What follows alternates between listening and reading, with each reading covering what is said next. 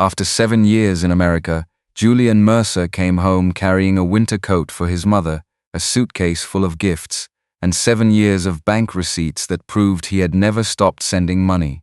He expected to find a warm kitchen, a stocked refrigerator, and the familiar voice that had carried him through every difficult season of his life. Instead, he stood in a dark, half-abandoned house with boarded windows and no heat. In the back room, beneath 2 torn blankets beside a dead space heater, sat his mother, thin, weak, alone. The woman he had spent 7 years trying to protect looked like someone the world had forgotten, and the person who kept telling him she was fine lived only 3 blocks away. The sight broke something inside him. Welcome to today's story.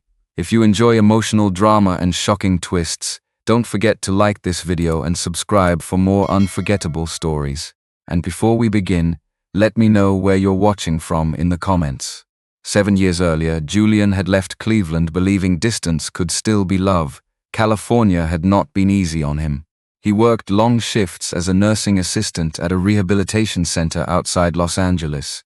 He lifted patients who could no longer walk. He stayed late when co-workers called out sick. He worked weekends, holidays, and overnight rotations. There were months when he barely slept, but every month without fail he sent money home. Some months it was $500. Some months it was more. His mother, Marian Mercer, always came first. At least that was what he believed. Over the years, his Aunt Celeste became the bridge between them. She lived in Cleveland and frequently checked on Marian. Whenever Julian called, Celeste sounded patient and reassuring. "Your mother is doing fine. She's resting. She's been going to church. She's slowing down a little, but that's normal. Don't worry. Focus on your life." And Julian listened, because he trusted her. Now, standing inside the freezing house on Briar Lane, he realized trust could be the most expensive mistake a person ever made. The smell hit him first. Dust, mold, something stale and forgotten. Nothing about the house felt lived in. The living room was dark despite the afternoon sunlight outside. Several lamps had no bulbs. The thermostat was dead. One corner of the ceiling showed water damage spreading across old paint. Julian looked around in disbelief. This was the same house he had paid to repair twice. The same house he had sent money to maintain. The same house Celeste kept describing as comfortable. His stomach tightened. Behind him, the front screen door creaked open. "Julian?" The voice belonged to Ruth Alvarez. She lived next door and had known Marian for years. Julian turned. Ruth looked older than he remembered, but her eyes carried immediate concern. "Oh my God," she whispered when she saw him. "You finally came." Something in the way she said it made his chest tighten. "What happened here?" he asked. Ruth glanced toward the back room where Marian rested, then she looked away. "A lot happened. Nobody told." "I know." The silence between them felt heavy, too heavy. Julian frowned. "You knew things were bad?" Ruth hesitated, then nodded. "Not everything, but enough." Julian stared at her. "Why didn't anybody call me?" Ruth looked genuinely pained. "We tried." The words stopped him cold. "We? People on this street asked about you for years." Julian's pulse quickened. "What does that mean?" Ruth folded her arms. "It means somebody was collecting your mother's mail before she could see it." The room suddenly felt smaller. Julian stared at her. "What are you talking about?" But Ruth shook her head. "You need to see some things yourself." She pointed toward the kitchen. Julian walked there slowly. The kitchen looked even worse. Half the cabinets were empty. The refrigerator was unplugged. A thin layer of dust covered the counter. When he opened a drawer beside the sink, several envelopes slid forward. At first he thought they were junk mail. Then he looked closer. Medical bills, past due notices, prescription reminders, utility shut-off warnings, dozens of them. Some were months old, others were more than a year old. Julian sat down heavily at the kitchen table. His hands trembled as he flipped through them. One notice warned that electricity would be disconnected. Another referenced unpaid heating charges. A third demanded immediate payment for medical services. All unopened, all ignored. His mind raced. Every month he had sent money. Every single month. Where had it gone? A weak voice drifted from the back room. "Julian," he immediately stood. The bills slipped from his hands onto the floor. He hurried back to Marian. She was awake now. Her eyes looked tired but focused. For a moment neither of them spoke. Then Marian reached for his hand. Her fingers were cold, painfully cold. Tears filled Julian's eyes. "I'm here, Mom." A faint smile crossed her face. "I knew you would come." His throat tightened. "I'm sorry it took so long." Marian squeezed his hand with surprising strength. Then she leaned slightly closer. Her voice dropped to a whisper. "I knew you would come before they moved me again." Julian froze again. His heart skipped. "Moved you where?" But Marian's eyes drifted away. The brief clarity vanished. She looked exhausted, confused, as if she had already said more than she intended. Julian sat beside her for several minutes after she fell silent. The words kept echoing in his head. Before they moved me again, who was they, and what had they been planning? Back in the kitchen, he continued sorting through the pile of notices. Near the bottom sat one final envelope, official, stamped, recently opened. Julian unfolded the document. His eyes scanned the page, then stopped. Every muscle in his body went rigid. At the bottom of a formal request to have Marian's home declared unsafe for occupancy sat a familiar signature: Celeste Mercer, his aunt, the woman who had spent 7 years telling him everything was fine. Julian read the signature 3 times before his mind accepted it. Celeste Mercer, not a stranger, not a city inspector, not some careless clerk who had never met his mother, his aunt, his mother's younger sister, the woman who had called him every month with that calm, practiced voice and told him Marian was fine. He stood in the kitchen with the document in his hands, feeling the cold from the house climb through his shoes and settle into his bones. The request was written in formal language: unsafe structure, unfit for continued occupancy, recommended relocation. It sounded clean, responsible, almost merciful, but Julian had just seen what mercy looked like in that house. It did not look like his mother under torn blankets beside a dead heater. Ruth stood by the doorway, watching his face change. She did not rush him. She looked like a woman who had been waiting too long for someone else to see what she had already seen. "She filed this?" Julian asked. Ruth nodded slowly. "That's what it looks like. She told me the house was comfortable."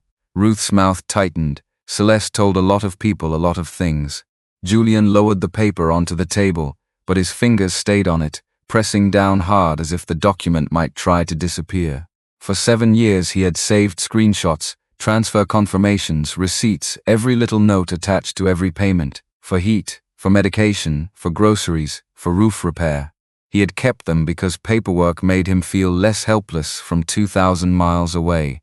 Now the paperwork was looking back at him, and it was accusing him. He pulled out his phone and opened the message thread with Celeste. It took a moment to load because it went back years. There were holiday greetings, short updates, hearts emojis she had sent when he wired extra money, photographs of grocery bags that could have belonged to anyone. Julian scrolled with his thumb while his breathing grew heavier. There it was, January. "Your mom is resting. The cold has been hard, but she's warm inside. Don't worry, February." The heat bill jumped again. "I handled it. Send what you can when you can." March. "She doesn't feel up to talking today. You know how proud she is. She hates sounding weak." Julian stared at the screen until the words blurred. "She wouldn't let me talk to her," he said quietly. Ruth's eyes softened. "I wondered about that. She said Mom was tired, or asleep, or at church. Always something. Marian stopped going to church more than a year ago." Julian looked up. The sentence hit him harder than it should have. His mother had never missed Sunday service unless she was too sick to stand. Even after his father left, even after money got tight, even after the winter storms made the sidewalks slick, Marian had gone. She said faith did not fix everything, but it gave sorrow somewhere to sit. "She told me Mom still went," Julian said. Ruth shook her head. "Celeste said that because it sounded like the Marian you remembered."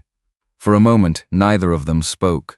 From the back room came the faint sound of Marian shifting under the blankets. Julian turned immediately, but Ruth lifted a hand. "She's all right," Ruth said. "She does that when she's cold." That word cut him. Cold. His mother had been cold while he sent money for heat. Julian walked back down the hall and stood in the doorway of the little room. Marian's eyes were closed again. Her face looked smaller than memory allowed. Her cheekbones were sharper. Her hair, once carefully pinned and neat even on ordinary mornings, lay loose against the pillow. On the small table beside her were 3 prescription bottles. Julian picked one up. His jaw tightened. The refill date was old. Too old. He picked up another, same thing. Blood pressure medication. Months past the last refill. The 3rd bottle had Marian's name on it, but there were only 2 pills inside. He remembered sending Celeste money for medication just 6 weeks earlier. He remembered the reply. "Got it, sweetheart, picking everything up tomorrow. Your mother is blessed to have you." Julian closed his eyes. Blessed. The word felt dirty now. He placed the bottles in his coat pocket. Not because he had a plan yet, but because something in him understood that every small proof mattered. People like Celeste survived by making pain look vague. Julian needed it to become exact. Dates, names, bottles, bills, signatures. He returned to the kitchen and opened the drawer again. Behind the stack of notices wedged against the back panel was a rubber-banded bundle of envelopes. Most were addressed to Marion. A few were addressed to Julian at his old Cleveland address, then marked undeliverable. He frowned and pulled them free. Inside one was a bank statement. Inside another was a letter from the county. The third made his hands stop. It was from a utility company. Final disconnect notice. The amount due was not large, less than what Julian sent in 1 month. He looked at Ruth. Did the power go out? Ruth's face changed. That depends on who you ask. I'm asking you. Ruth drew a slow breath. It went out for a while in the spring. Then again in late summer. Marion told me Celeste said there had been a billing mistake. Julian's voice dropped. How long was she without power? Ruth looked toward the floor. Long enough that I brought extension cords from my porch one night, just so she could keep a lamp on. Julian gripped the edge of the counter. He wanted to scream. He wanted to punch the wall. He wanted to drive straight to Celeste's house and drag every lie out into the open. But then he looked toward the hallway and remembered Marianne's hand in his, cold and fragile, still trusting him even after all the years he had not come, so he did not scream. He opened his banking app. One by one he began matching his transfers to Celeste's messages. The dates lined up too neatly. Money senting, shut-off notice 2 weeks later. Money sent for medication, empty bottles. Money sent for roof repair, ceiling damage spreading over the living room. A pattern was worse than a mistake. A pattern meant someone had chosen this again and again. Ruth stepped closer. "Julian, there's something else." He looked at her. She glanced toward the window, toward the street outside. Celeste and Byron came by last week. They had boxes in the trunk. Not moving boxes, storage boxes, the kind people use for papers. Julian's throat tightened. What did they take? I don't know. They came when Marion was sitting on the porch. She was wrapped in a blanket. Celeste told me they were clearing old junk before the city inspection. Julian looked back at the condemnation request. "City inspection," he said. Ruth nodded. Byron carried out a small wooden chest from Marion's sewing room. I remember because Marion tried to stand when she saw it. She kept saying, "That's mine, that's mine." Celeste told her to stop making a scene. Julian felt something cold move through him. His mother's sewing room. That room had been sacred to Marion. Not fancy, not valuable to anyone else. But it held her old machine, her Fafabrics scraps, her family papers, her quiet life before illness and loneliness reduced her world to one back room. "What was in the chest?" he asked. Ruth shook her head. "Marion never told me, but after they left she cried for almost an hour." Julian turned away before Ruth could see what her words did to him. He walked into the hallway, phone still in his hand, and opened Celeste's contact. His thumb hovered over the call button. Then he stopped. No, not yet. Celeste had managed him for 7 years with a soft voice and careful lies. If he called now with nothing but rage, she would deny everything. She would say he was tired, emotional, confused by the condition of a difficult old house and an aging mother. She would turn every wound into an explanation. Julian went back to the kitchen table and gathered the bills, the notices, the condemnation request, and the prescription bottles. He placed them all inside the folder he had brought from California, the same folder that held every receipt proving he had tried to care. Then he looked at Ruth. "I need copies of anything you saw. Dates, notes, anything." Ruth nodded. "I kept a few things." "You did?" Her face hardened with quiet shame and quiet courage. "I started writing them down after the night Marion was locked outside." Julian went still. "What night?" Ruth looked toward the back room again, lowering her voice. "It was February. Freezing rain. I found her on the side porch in slippers, knocking on her own door like she was asking permission to come home." Julian could not move. Ruth swallowed. Celeste's car was in the driveway. The house seemed to go silent around him. Then Julian's phone began to buzz in his hand. Celeste Mercer. He stared at her name on the screen. Before he could decide whether to answer, A message appeared beneath the call. "You shouldn't have come back without telling me." Julian stared at the message on his phone for several long seconds. "You shouldn't have come back without telling me." There was no greeting, no question about Marian, no surprise that her nephew had returned after 7 years away. Just a warning disguised as a sentence. He locked the screen and slipped the phone into his pocket. For the first time in his life, he did not feel like explaining himself to Celeste. By sunset, he had made a decision. His mother needed a hospital more than he needed answers. Ruth helped him find an overnight bag, while Julian called for medical transportation. The nearest emergency department was crowded, but after hearing Marian's condition, they advised him to bring her in immediately. The ride was quiet. Marian sat wrapped in blankets, staring through the window. Sometimes she seemed fully present. Other times her attention drifted somewhere Julian could not follow. He sat beside her the entire way. Every few minutes he checked whether she was warm enough. Every few minutes he felt another wave of guilt. The hospital smelled like disinfectant and coffee. The waiting room was busy, but Marian's condition moved her through triage faster than Julian expected. Nurses checked her blood pressure twice, then a third time. The numbers worried them. An hour later, Marian was admitted for observation. Julian sat alone in a plastic chair while doctors moved in and out of the room. The tests seemed endless. Blood work, heart monitoring, medication reviews. Questions Marian sometimes answered and sometimes couldn't. Shortly after midnight, a physician named Dr. Ellen Morris entered the room carrying a tablet. Her expression was professional, but not detached. She pulled up a chair beside Julian. "Your mother is very fortunate you brought her in when you did." Julian's stomach tightened. "How bad is it?" The doctor chose her words carefully. "She's severely dehydrated. She's malnourished. Her blood pressure has been poorly controlled for a long time." Julian looked toward the bed. Marian was sleeping, or pretending to sleep. He couldn't tell anymore. Dr. Morris lowered her voice. "We're also seeing signs of depression-related cognitive decline, some memory issues, some confusion, but I want to be very clear about something." Julian nodded. "She is not beyond help."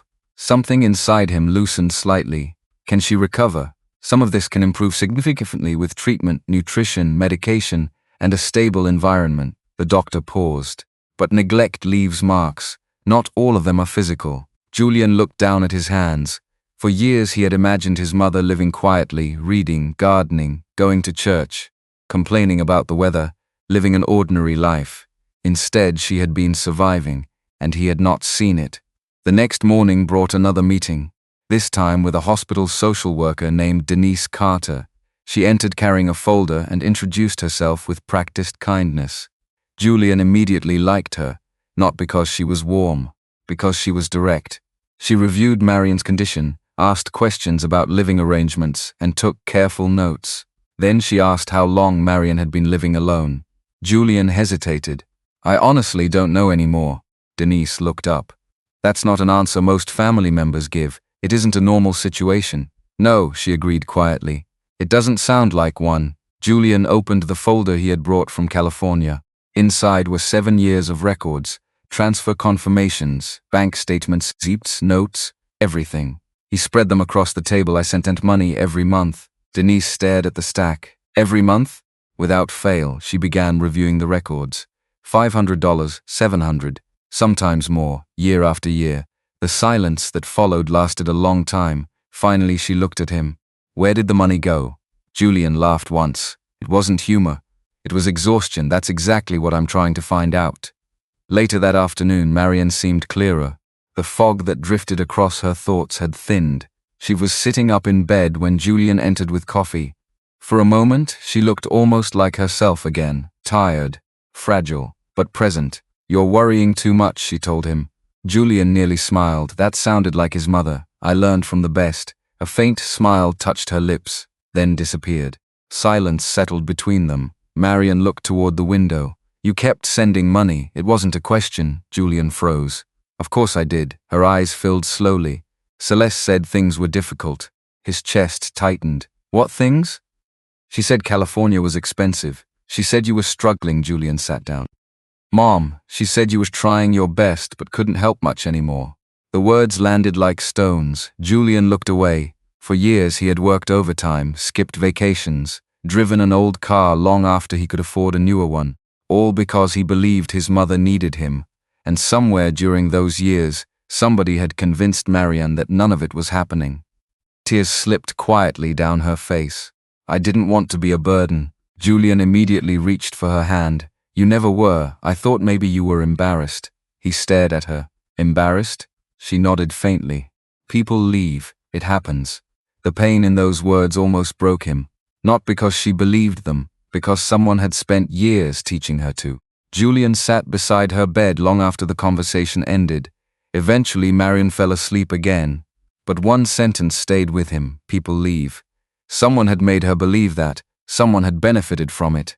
That evening Denise returned with more questions. This time the conversation felt different, more serious. She asked about Marianne's property, her finances, who handled her bills, who had access to her accounts. Julian answered what he could, which wasn't much. Most of what he thought he knew now felt unreliable. Then Marianne woke unexpectedly. The social worker gently turned toward her. "Mrs. Mercer, do you remember signing any documents recently?" Marianne stared at the ceiling. For a moment Julian thought she hadn't heard. Then she spoke. "Hospital papers." Denise leaned forward. "What kind of papers?" Marianne frowned. "Repair papers." Julian felt his pulse jump. "What repair papers?" She looked confused. "Celeste brought them." The room went still. Marianne rubbed her forehead. "We had just come back from the hospital." "What hospital?" Denise asked softly. "I don't remember. Do you remember signing them?" Marianne nodded slowly. "Celeste said the house needed repairs." Julian and Denise exchanged a look. The same thought had reached both of them. Repair papers, property, condemnation notices, missing money. None of it felt separate anymore. Denise closed her folder carefully. Then she turned toward Julian. Her voice remained calm, professional. But something had changed in her expression. Something concerned, something alert. "Mr. Mercer," she said, "there's something I need to ask you." Julian straightened. Denise held his gaze. "Did your mother ever authorize anyone to manage her property?" Denise held his gaze. "Did your mother ever authorize anyone to manage her property?" Julian answered honestly. "Not that I know of." The social worker nodded slowly. She did not look surprised. "Then I think you need to find out exactly what she signed." The conversation stayed with him long after she left.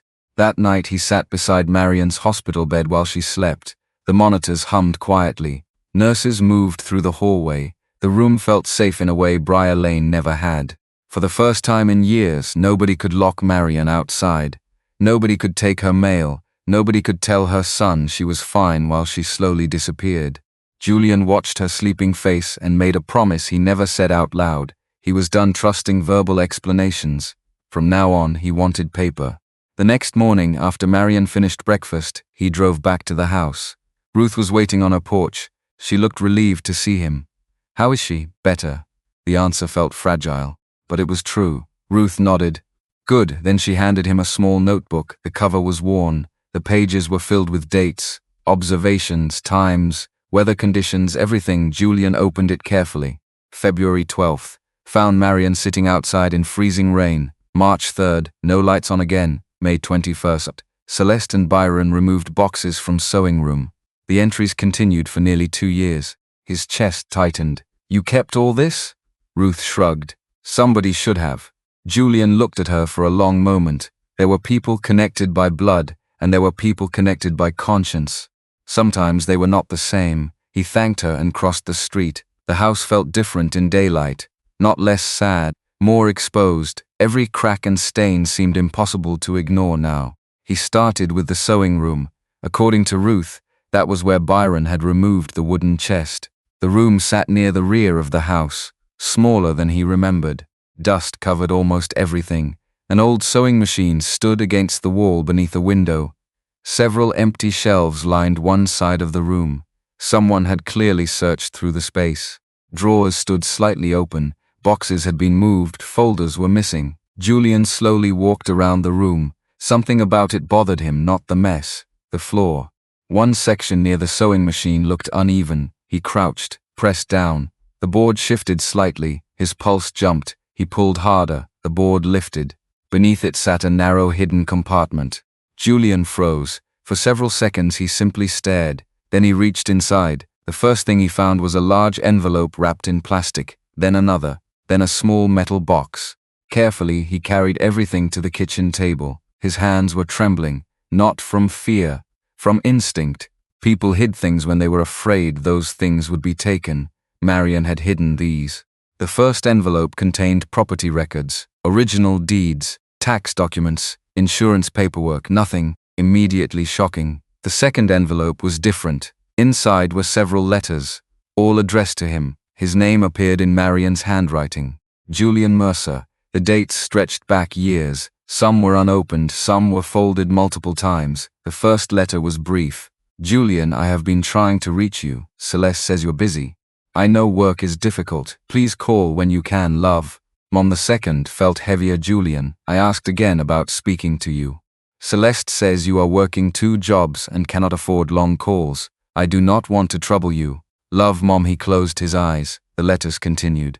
Each one hurt more than the last, not because Marian sounded angry, because she sounded apologetic, as if she were the inconvenience, as if she needed permission to miss her own son. Julian sat very still, then he opened the metal box. Inside was a notarized document, power of attorney. His stomach dropped. He immediately started reading. The document named Celeste Mercer as Marian's financial agent. Authority over property matters, authority over financial decisions, authority over maintenance and management. Julian read every page twice. The signatures appeared legitimate. The notary stamp appeared legitimate. But one detail caught his attention. The date. His eyes narrowed. He checked it again. Then he pulled out his phone. The date matched a hospital admission listed in Marian's medical records. A week when she had been heavily medicated. A week when, according to hospital notes, she had experienced confusion and memory problems. Julian felt cold, very cold. A document could be legal. That did not automatically make it right. He kept reading. Near the back of the box sat another stack of papers, bank receipts, property tax notices, copies of correspondence. One receipt stopped him immediately. Transfer received, source account, Celeste Mercer. But beneath that was another reference. Incoming funds, Julian Mercer. His heart began beating faster. He found another and another and another. Every month his money arrived. Then it moved. Straight into an account controlled by Celeste. Not Marian. Never Marian. Julian stared at the numbers. Suddenly every missing medication, every unpaid utility bill, every broken promise had a paper trail. This wasn't confusion. It wasn't poor bookkeeping. It was a system. A deliberate one. Hours passed. By late afternoon the kitchen table was covered with evidence. Property records, letters, financial statements, medical notes. Julian took photographs of everything, then scanned every document into cloud storage. Twice. He wasn't losing any of it. Not now, not ever. As evening approached, his phone rang. An unfamiliar number, he answered. Mr. Mercer? A woman's voice, professional, calm. My name is Nora Whitcomb. Denise Carter from the hospital gave me your information. Julian sat up straighter. Nora introduced herself as an elder law attorney, someone who specialized in financial exploitation cases involving vulnerable adults. Julian listened carefully, then summarized everything he had found. The money, the letters, the power of attorney, the condemnation request. The attorney remained quiet until he finished. Finally, she asked one question. Do you still have the original documents? Yes. Good. Her voice sharpened slightly. Keep them secure. Julian looked at the mountain of paperwork spread across the table. I will. Especially the letters. Why? A brief pause. Because documents tell us what happened. Another pause. But letters tell us what someone wanted hidden. The call ended shortly afterward. Julian sat alone in the dark kitchen. The house creaked around him. Outside, wind rattled the bare branches. He began organizing everything into categories. Property, medical, financial, personal. Near the bottom of the final stack, he discovered one last document folded inside an old insurance file. At first glance, it looked insignificant. A property transfer draft, unsigned, incomplete. Julian almost set it aside. Then he saw the names. The first name was expected, Celeste Mercer. The second was not. His breath caught. He read it again. Raymond Mercer, his father. The man who had been absent from most of their lives. The man who claimed he wanted no involvement in the house. The man who had never once mentioned any property transfer. Julian stared at the paper, then at the signature line waiting for completion. For the first time, he understood something that made the entire situation more dangerous. Celeste might not have been acting alone, and if Raymond's name was on this draft, then his father knew far more than he had ever admitted. Julian barely slept that night. The unsigned property transfer draft remained on the motel desk beside him. Every time he closed his eyes, he saw the two names again: Celeste Mercer, Raymond Mercer, his aunt and his father. For years he had treated them as separate problems. Celeste was controlling, Raymond was distant, neither had been particularly reliable. But seeing both names on the same document changed something.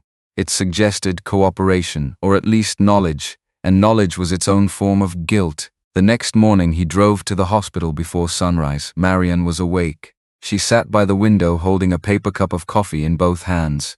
The color had started returning to her face, not much, but enough to notice. When she saw Julian, she smiled. A real smile, small, fragile, but real. He sat beside her and asked gentle questions about her medications, her meals, and how she felt. He did not mention the transfer draft. Not yet. She needed strength before she needed more pain. After she finished breakfast, Julian stepped into the hallway and called Nora Whitcomb. The attorney listened carefully as he described everything he had found: the letters, the hidden compartment, the power of attorney, the financial records, and finally the draft bearing Raymond's name. For several seconds Nora said nothing. Then she asked, "Do you know where your father lives?" "I have an address. Go talk to him." Julian frowned. "You think he'll tell me the truth?" "No." Her answer came immediately. But people reveal things when they're uncomfortable, sometimes more than they intend. Julian understood. By noon he was driving toward a quiet suburban neighborhood 30 minutes outside Clean. The contrast hit him immediately. Clean sidewalks, fresh landscaping, new roofs. The houses looked comfortable, protected. Nothing like Briar Lane, nothing like the place where Marian had spent years freezing. Raymond Mercer lived in a 2-story brick house at the end of a cul-de-sac. A late-model SUV sat in the driveway. Fresh paint covered the shutters. The lawn had recently been trimmed. Julian parked across the street and stared. The anger arrived quietly, not explosive, not dramatic, just steady. His mother had gone without heat. His father had not. Julian walked to the front door and knocked. Footsteps approached. The door opened. For a brief second, surprise flashed across Raymond's face, then caution. Julian. The older man looked healthy, comfortable. Older than before, certainly. More gray but comfortable. "When did you get back?" Julian didn't answer. "Where's Mom's money?" Raymond blinked. "What? Where is Mom's money?" The silence stretched. Raymond glanced toward the street.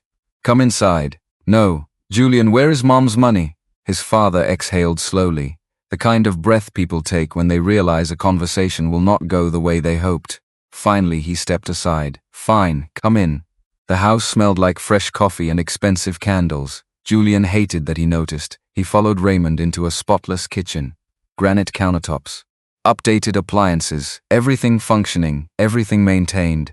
Everything his mother's house was not.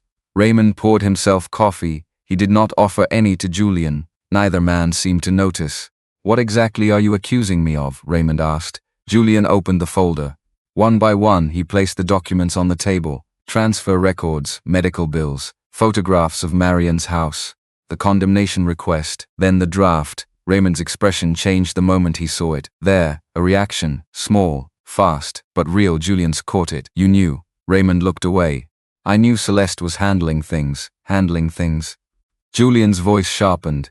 "Mom was living in a freezing house." Raymond rubbed his forehead. "I didn't know it was that bad. You visited." "Not often." "But you visited." Raymond said nothing. Julian leaned forward. The years of exhaustion, the guilt, the shock. Everything pressed into his next words. "You saw the house." Still silence. "You saw her condition." Raymond stared at the table. Finally he spoke. "Celeste told me she was difficult." Julian laughed. The sound carried no amusement. "Mom was difficult?" "She refused help." "Help?" Julian pointed toward the hospital photographs. "That isn't help." Raymond closed his eyes briefly, and for the first time he looked tired, not physically, morally, like a man who had spent years avoiding a mirror. "I thought Celeste was managing things." There it is again. Julian shook his head. Managing, the same word, always the same word. Nobody ever said caring. Nobody ever said loving. Nobody ever said protecting. Just managing. as though Marion had become a problem to be controlled, not a person. Raymond stared out the window. I should have checked more. The admission barely registered. It wasn't enough, not even close. You should have done a lot more than that. The older man nodded once, slowly, painfully, and Julian realized something. His father wasn't preparing a defense. He was preparing a confession. The difference mattered. You want to know the truth? Raymond asked quietly. Yes. I stopped asking questions because every answer made me uncomfortable. Julian remained silent. Raymond looked older now than when the conversation began, much older. Celeste always had explanations. The words came slowly. Medical issues, financial problems, property maintenance. Every time something felt wrong, she had an explanation ready. And you believed her. I wanted to. That answer hurt more than any excuse, because it sounded honest. Not good, not forgivable, but honest. Raymond stood and walked toward the window. Outside, a landscaping company was trimming hedges across the street. Normal life, normal people, normal concerns. He watched them for a moment before speaking again. There was a debt. Julian froze. A debt? Raymond nodded. Business debt, years ago. A knot formed in Julian's stomach. How enough? Raymond looked back at him. Celeste said selling Briar Lane could solve it. The room seemed to tilt. For a moment, neither man spoke. Then Julian felt his pulse begin pounding. She wanted Mom's house. Raymond lowered his eyes. Part of it. And you agreed? The answer came quickly. Too quickly. Julian noticed. Raymond noticed that Julian noticed. The silence grew heavier. Finally, the older man spoke again. Softer this time. I never signed anything. Julian's jaw tightened. Not the answer, he asked. Not a denial, not really. Just a carefully chosen sentence. Nora had been right. People revealed things when they became uncomfortable. Raymond returned to his chair. His shoulders sagged. There are things I didn't stop. Julian felt a chill. The words sounded incomplete, as though something larger sat behind them, something waiting, something ugly. Raymond looked down at his hands. Then he said the sentence that changed everything. Celeste didn't start this because of money. Julian stared at him. What does that mean? His father hesitated. For the first time during the entire conversation, he looked genuinely afraid, not of Julian, of the truth itself. Then he finally raised his eyes and said quietly, She started it because your mother knew what she did years ago. Julian stared at his father. The room seemed quieter after the words left Raymond's mouth. She started it because your mother knew what she did years ago. For a moment, Julian wondered if he had heard him correctly. What did she do? Raymond looked away. The hesitation irritated him immediately. His father had hesitated too much already. Too many years, too many excuses, too much silence. What did Celeste do? Julian asked again. Raymond rubbed his jaw. It happened after your grandfather died. Julian remained silent. The estate wasn't large. It was just some savings, a few investments, nothing life-changing. Get to the point. Raymond winced. The sharpness in Julian's voice surprised neither of them. Celeste took money. The answer came quietly. How much? I don't know exactly. You don't know, or you don't want to say. Raymond looked exhausted. Several $1,000s. Julian leaned back. The amount itself wasn't shocking. The timing was. This wasn't a recent betrayal. This was a pattern, a history. Mom knew? Raymond nodded. She discovered irregular withdrawals, and she confronted Celeste. Julian waited. The rest took longer. Your mother never reported her. The answer landed harder than he expected. Why not? Because she didn't want to destroy the family. Julian laughed once, a bitter sound. Looks like that worked out well. Raymond closed his eyes briefly. There was no defense for that. None. After a long silence, Julian stood. Conversation was finished, at least for now. As he gathered his folder, Raymond spoke again. There might be proof. Julian stopped. What kind of proof? A bank letter. His pulse jumped. Where? I don't know. The older man shook his head. Your mother kept copies of everything. That sounded exactly like Marion. Careful, organized, responsible. The sort of person who paid bills on time and saved receipts for years. The sort of person Celeste would hate trying to deceive. Julian left without saying goodbye. The drive back to Cleveland felt different, not lighter, more focused. For the first time, he could see the shape of the story emerging. This wasn't about one stolen payment, or one neglected elderly woman. It was about a grudge, a long one.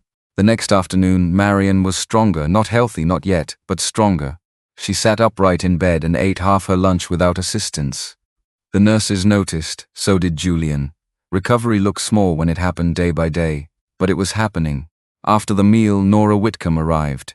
She was exactly what Julian expected, precise, observant, no wasted words. She carried a leather briefcase and a legal pad filled with handwritten notes. Marian studied her carefully, then smiled. "You look expensive." Nora laughed. That broke some of the tension. For the next hour, she asked careful questions, dates, names, events. Nothing rushed, nothing leading. She wanted Marian's memory, not anyone else's version of it. At first, the answers came slowly. Then something changed. As if being treated seriously helped Marian remember she still deserved to be taken seriously. Her voice grew steadier, her posture straighter. The woman buried beneath years of neglect began appearing again, and with her came details, lots of them. Celeste had started visiting more frequently after Marian's health declined. At first it seemed helpful. Groceries, transportation, errands. Then came paperwork, always paperwork. Forms, authorizations, property documents, medical releases. Marian admitted she signed some things she barely understood, especially after hospital stays, especially when medication left her tired. Nora wrote continuously. Then she asked about the old estate issue. Marian's expression changed immediately. The room grew quieter. Even Julian felt it, the shift, the memory, the wound. "Yes," Marian said softly. "I remember." Nora waited. Several seconds passed before Marian continued. "When Harold died, she meant her father. I reviewed the accounts." Her hands tightened around the blanket. There were withdrawals. Julian leaned forward from Celeste. Marian nodded.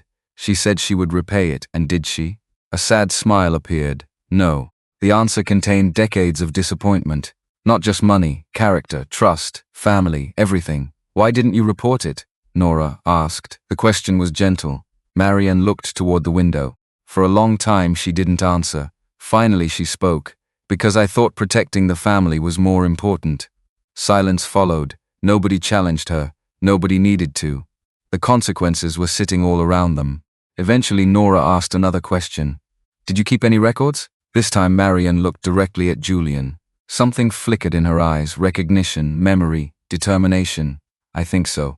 Julian immediately sat forward.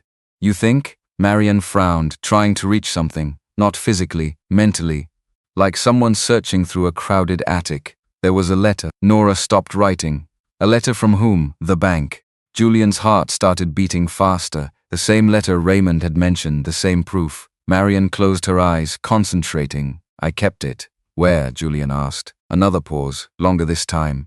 Then her eyes opened, and something in them had changed. The fog wasn't gone, but it had thinned a lot. "The blue suitcase." Julian froze. "What blue suitcase?" "The one in the attic." Nora and Julian exchanged a look. Neither spoke. Marian continued. "I hid things there." "What things?" "Important things." Her voice grew quieter. The things Celeste couldn't find. The room went completely silent. Nora slowly closed her notebook. For the first time all afternoon, the attorney looked genuinely interested. Not professionally interested, personally interested. As if she had just seen the first crack in a wall someone had spent years building. That evening, after Marian fell asleep, Julian drove directly to Briar Lane. The house stood dark against the fading sky, cold, silent, waiting. He entered through the front door and climbed the narrow staircase toward the attic. Every step creaked, dust coated the railing. The attic hatch stuck halfway before finally opening. A stale smell drifted downward. Julian pulled out his phone flashlight boxes, old furniture, holiday decorations, years of forgotten belongings. Then he saw it. A blue suitcase, tucked behind a stack of storage bins, hidden so carefully it almost disappeared. His pulse quickened. He dragged it into the center of the attic. The zipper resisted. Age had stiffened it. Finally it opened.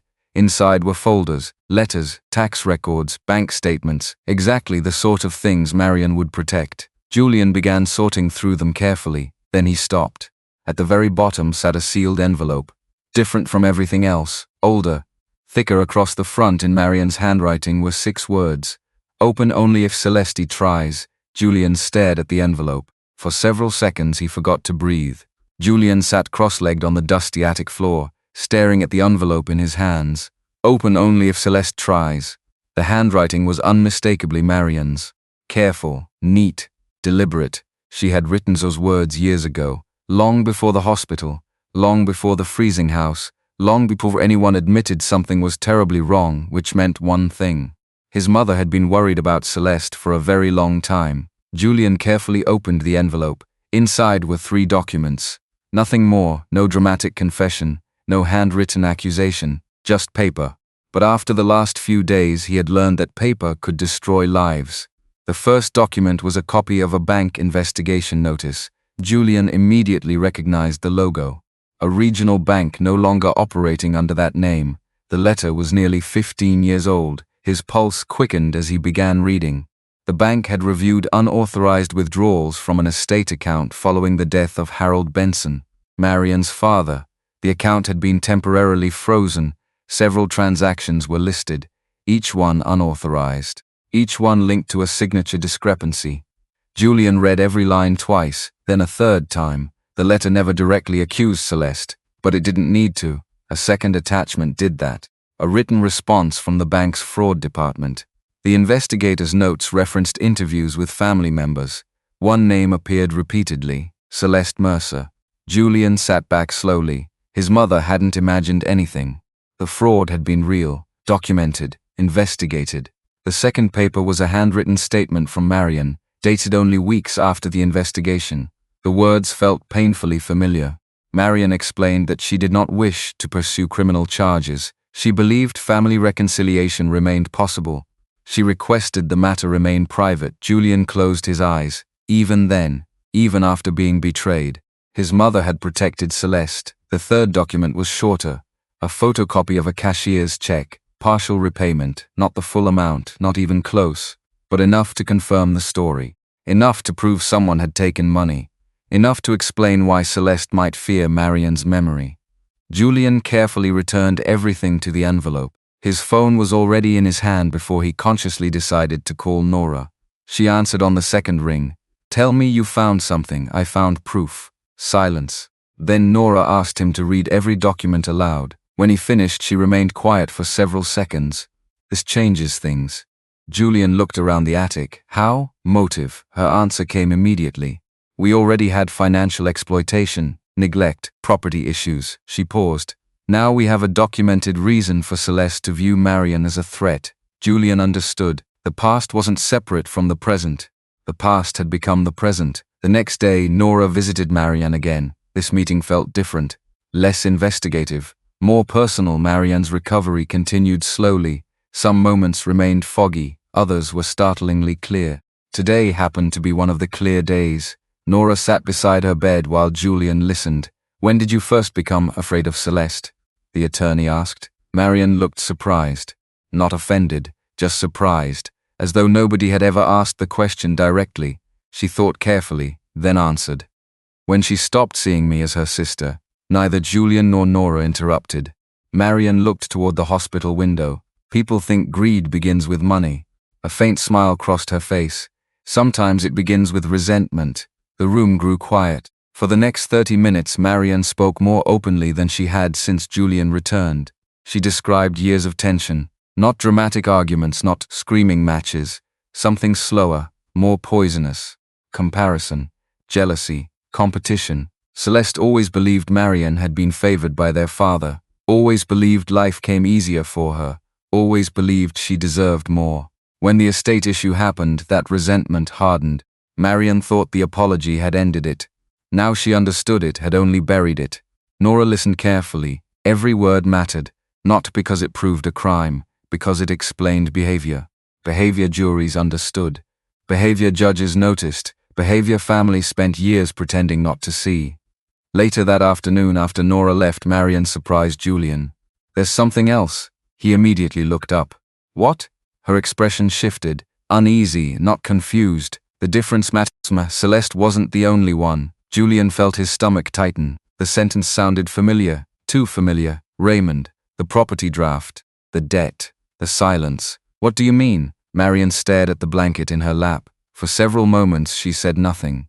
Then she sighed. "Your father knew more than he admitted." Julian wasn't shocked, not anymore, but hearing it from Marion hurt differently. Did he help her? Marion hesitated. "I don't know." The answer sounded honest, which made it worse, because uncertainty left room for almost anything. That evening Julian met Nora at a small cafe near the hospital.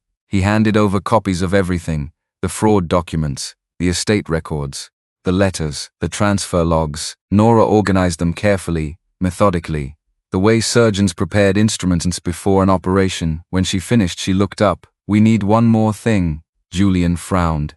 "What? A family meeting?" The idea immediately made him uncomfortable. Nora noticed. Not because family meetings solve problems. She stirred her coffee. They usually don't. Then why? Because people reveal themselves when they're forced to defend their version of events. Julian thought about Celeste, about Raymond, about 7 years of lies. He nodded slowly. "Okay." Nora's expression remained thoughtful. "There's another reason." "What?" "Your mother." Julian looked confused. Nora leaned forward. "Every major decision in this case has been made about Marian." She paused. "Not with her." The words stayed with him.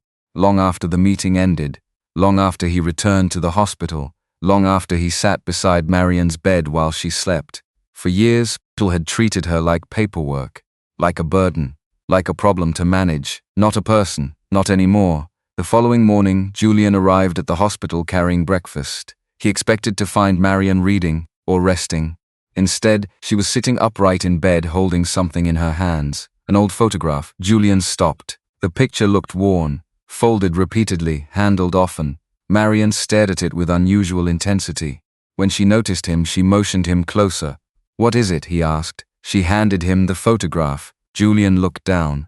The image showed 2 adult women standing beside Harold Benson at a family gathering many years ago. Marianne, Celeste, and their father. At first nothing seemed unusual. Then Julian noticed what Marian had circled in pen. Not a face, not a date, a key. A small brass key hanging from Harold Benson's belt. Julian frowned. "What am I looking at?" Marian's eyes never left the photograph. Her voice dropped to almost a whisper. "The key to the lockbox." Julian's heartbeat quickened. "What lockbox?" Marian looked at him. And for the first time since his return, genuine fear appeared in her eyes. The one Celeste never found. Julian looked from the photograph to his mother's face. "The key to what lockbox?" Marian swallowed slowly. Her hands tightened around the blanket. For a moment he worried she was becoming tired again. Then she shook her head. "No, I remember." The certainty in her voice surprised him. Not because she sounded strong, because she sounded angry. It was the first time since his return that Julian heard anger instead of exhaustion. Grandpa had a lockbox at First Lake Trust. Julian sat down immediately. The hospital room suddenly felt too small. "What was in it?" "I don't know everything." Marian stared at the photograph. "But I know what was supposed to be there." The answer came slowly. Important documents, property records, estate papers, family financial records, things Harold Benson never kept inside the house, things he trusted to a bank. Julian felt his pulse quicken. Did Celeste know about it? Marian's eyes met his. She knew it existed. A long silence followed. Then Marian added something that changed everything. She spent years trying to find the key. Julian stared at her. Years, not weeks, not months. Years. Suddenly dozens of pieces started fitting together. The estate fraud, the resentment, the pressure, the paperwork, the obsession with control. Maybe Celeste had never stopped searching. Maybe Marian wasn't simply an obstacle. Maybe she was the last person standing between Celeste and something she desperately wanted. That afternoon, Nora arrived at the hospital. Julian showed her the photograph immediately. Within 20 minutes, she was making calls. The process moved slower than television dramas, slower than movies. Real life always did. Banks required verification. Records required requests. Access required documentation. Nothing happened instantly, but Nora knew exactly where to start. By evening, she had confirmation that First Lake Trust had once maintained private lockboxes before merging with another institution years earlier. Some records still existed, some did not. The problem was ownership. Without proof, nobody would open anything. Without legal authority, nobody would even discuss contents. Still, it was a lead. And right now, leads mattered. The next morning, Julian returned to Briar Lane, not to search randomly, to search deliberately. Marian had remembered the key. Maybe she could remember more. The house remained cold despite the portable heaters. The walls seemed less abandoned now. Not because they had changed, because Julian finally understood what had happened inside them. Years of silence. Years of neglect. Years of people deciding what Marian deserved. He moved carefully through each room, not looking for valuables, looking for patterns. Marian had hidden documents in the attic. That meant she expected someone to search the obvious places, someone like Celeste. Hours passed, nothing. Then, inside an old sewing cabinet, Julian noticed something unusual, a false panel, tiny, almost invisible. His heart jumped. He removed it carefully. Inside sat a folded piece of paper, nothing else. No treasure, just a note. The handwriting belonged to Marian.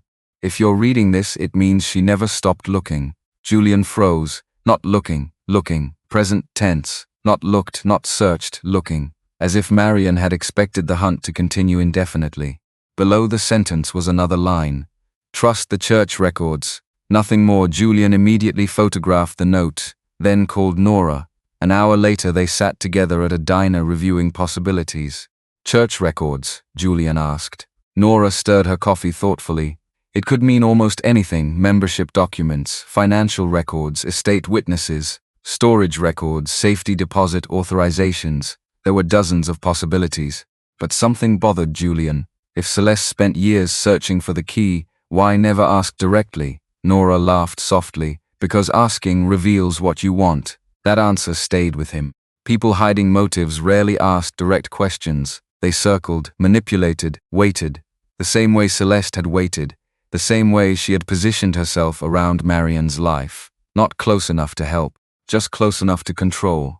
Later that afternoon, Julian visited Marian again. Her color looked better, not healthy, not fully, but better. The difference was impossible to miss. A week earlier she had looked invisible. Now nurses stopped to speak with her. She answered questions, made jokes, corrected people. Small things, human things. Proof that dignity was returning. Julian showed her the note. The moment she saw it, something flickered across her face. Recognition. Church records. She repeated the phrase quietly, then nodded. I remember now. Julian leaned forward. So tell me. Marian closed her eyes. The memory seemed difficult, not emotionally, practically. Like pulling a heavy box from a crowded shelf. Finally she opened them again. Your grandfather trusted Pastor Ellis. Julian frowned. From Grace Fellowship? Yes. The old church? Marian nodded. Harold didn't trust banks completely. He trusted witnesses. Nora had explained something similar before. Older generations often documented important decisions in multiple places. Letters, witness statements, church archives, attorney files, backups for the backups. What did he leave there? Julian asked. I don't know. The answer frustrated him. Marian noticed immediately. Her expression softened. I only know he told me one thing. What? If something ever happened to him, and if somebody tried rewriting the truth, the church would know where to look. The sentence settled heavily between them. Julian looked away. Rewriting the truth. That was exactly what had happened. For years. Maybe longer. The following day Julian and Nora visited Grace Fellowship. The building sat on the edge of an older neighborhood. Brick. Simple. Well-maintained. Pastor Ellis had retired years ago. His successor, Reverend Thomas Hale, greeted them politely. When Nora explained the situation, his expression changed. Not defensive, concerned, as though he'd heard enough already to understand the seriousness. Church archives weren't public. But with Marian's written authorization and Nora's legal documentation, some records could be reviewed. It took hours. Dusty filing cabinets, old ledgers, storage boxes, retirement records, administrative correspondence. Most of it was irrelevant. Then Reverend Hale found something. A sealed archival envelope, filed under Harold Benson's name, dated less than a year before his death. Julian felt his pulse pounding. The envelope remained sealed, untouched. For decades, a note attached to the outside read, to be released only upon written request from Marian Benson Mercer. Nobody spoke. The room had become completely silent. Julian stared at the envelope. Nora stared at the envelope. Even Reverend Hale looked unsettled. Because everyone understood the same thing. Harold Benson had anticipated something. Not death, not inheritance. Conflict. And somehow, years before any of this happened, he had known exactly who he trusted. As Nora carefully lifted the envelope from the archive box, her phone suddenly rang. She checked the screen, then frowned. What is it? Julian asked. Nora looked up slowly. The color had drained from her face. It's Celeste. Julian's stomach tightened. Why? Nora listened for another second before answering.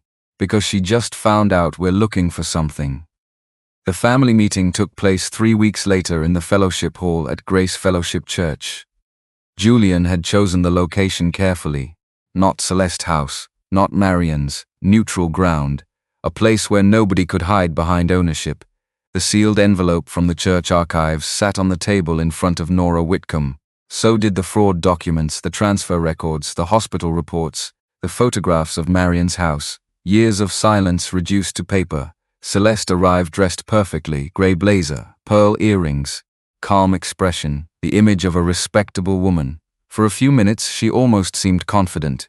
Then Nora opened the church envelope. Inside were copies of Marian's letters written years apart, letters never intended for public attention. Each one documented concerns about Celeste, not accusations made in anger, observations, dates, financial discrepancies, warnings.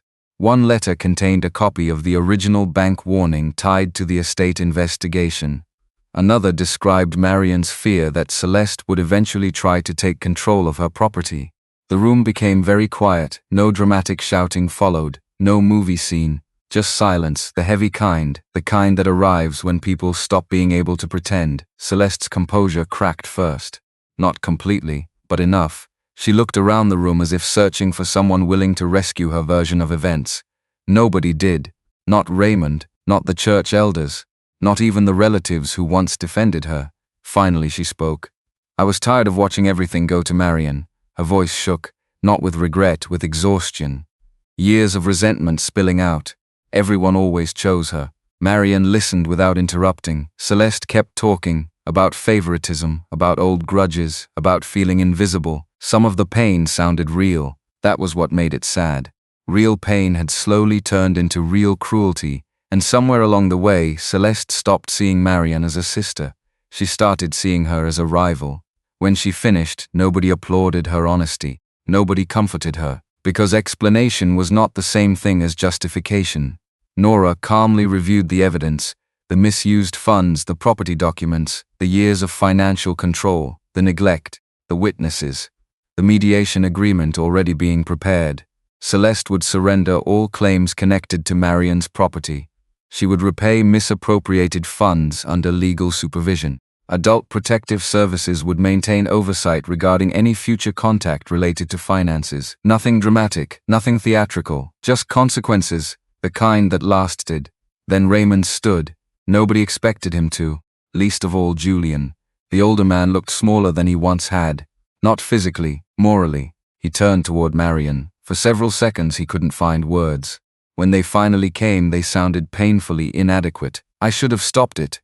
Marian said nothing. "I knew things weren't right." His eyes filled. "I told myself it wasn't my place. I told myself Celeste was handling everything. I told myself a lot of things." Julian looked away, because that part was true. His father had spent years hiding inside excuses. Raymond swallowed hard. "I am sorry." The room waited. Marian looked at him for a long time, then she nodded once, a small nod. Nothing more, no forgiveness, no reconciliation. Just acknowledgement. An apology had finally been spoken. The damage remained. Afterward, people slowly left the hall. Some approached Marian, some apologized, some simply hugged her. Not because they had caused the harm, because they had ignored it. Sometimes silence had its own guilt. Outside, Celeste stopped beside Marian's wheelchair. For a moment it looked like she wanted to say something. Maybe another defense, maybe another excuse, maybe a genuine apology. In the end she said nothing. She walked away alone, and for the first time in years she no longer controlled the story. Months passed. Not everything healed, not everything could, but life changed. The house on Briar Lane slowly came back to life. The utilities stayed on. The broken siding was repaired, the leaking roof was replaced. The cold rooms became warm again. Julian spent nearly every weekend there, sometimes working, sometimes cooking, sometimes simply sitting with his mother. No emergency, no crisis, just presence. He learned something during those months. Care was often quiet. It wasn't always money, or gifts, or promises. Sometimes it was showing up on an ordinary Tuesday because somebody mattered. The sewing room became Marian's favorite place again. Julian painted the walls himself, a soft cream color she chose. New lighting replaced the old fixture. A comfortable chair sat beside the window, and near the far wall stood the sewing machine that had survived everything. One autumn afternoon, sunlight poured through the glass and settled across the room. Marian sat at the machine. Her hands still trembled sometimes. Recovery had limits, age had limits, life had limits, but she was there, present, safe, herself. Julian stood nearby sorting fabric while she studied a spool of thread. After several moments she smiled. These fingers aren't what they used to be. No, not even close. The smile remained. Then she handed him the needle. Help me. Julian took it carefully, threaded the needle, and handed it back. Such a small thing, but it hit him harder than any courtroom argument or legal document ever could. Because months earlier he had feared losing her. Now she was asking for help. Not because she had been abandoned, because she trusted someone would answer. Marian examined the thread and nodded with satisfaction. Still useful. Julian laughed. So are you? She looked at him over the sewing machine, the same look she had given him countless times, steady, certain, alive. Outside, Briar Lane looked ordinary. Cars passed. Leaves drifted across the sidewalk. Neighbors walked their dogs. Nothing dramatic, nothing remarkable. Yet everything had changed. The truth had come out. The house was hers. The decisions were hers. The voice was hers. And Julian finally understood that loving someone from far away was not always enough. Sometimes love had to sit in the room. Listen, notice, stay. Marian pressed her foot gently against the sewing machine pedal. The machine hummed back to life. For the first time in years, the room sounded exactly the way it was supposed to. If this story made you think of someone who waited too long to be seen, leave a kind word for them tonight. And if you believe every family has a story worth telling, we'd love to hear your thoughts in the comments.